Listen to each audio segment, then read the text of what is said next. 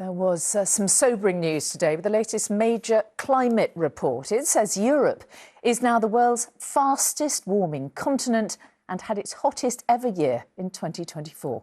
The annual Copernicus climate report confirms what we all saw: extreme weather events right across the continent throughout the year.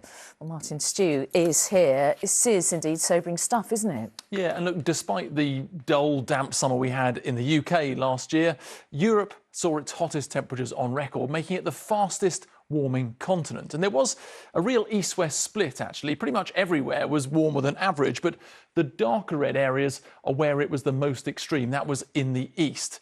Greece and Italy recorded temperatures above 44 degrees Celsius. Turkey hit 48. And climate scientists say these temperatures, as well as wildfires like these, which impacted 42,000 people, are likely a direct result of humans burning fossil fuels. And it's getting harder to sleep too. The number of so-called tropical nights, where temperatures don't fall below 20 degrees, has been rising sharply. There were 23 in southern European holiday hotspots last year, and experts say that's not just uncomfortable, but it can be really dangerous for those who aren't used to it.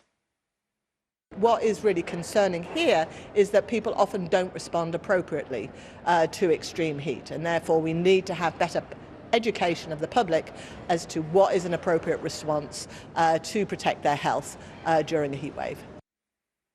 And we also saw that east-west split in terms of rainfall. Here the brown is dry, blue is wet. It was pretty soggy for most of the UK, but that impacted rivers in the west. The darker blue shows waterways at risk of overflowing, and you may remember those deadly flash floods in Valencia. They were triggered by erratic heavy rainfall, and in fact 2024 was the worst year for European floods since 2013, impacting across the continent 413,000 people.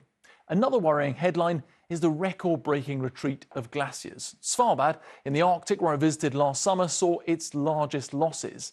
And that's important because the Arctic acts as Europe's air conditioning. So as it warms, so do we. The upshot of all this is, according to the UN, potentially 30,000 extra heat-related deaths per year in the near future. The advice then is to adapt now, Mary, because global warming is making these extremes the new normal. OK, Martin Stew, thank you.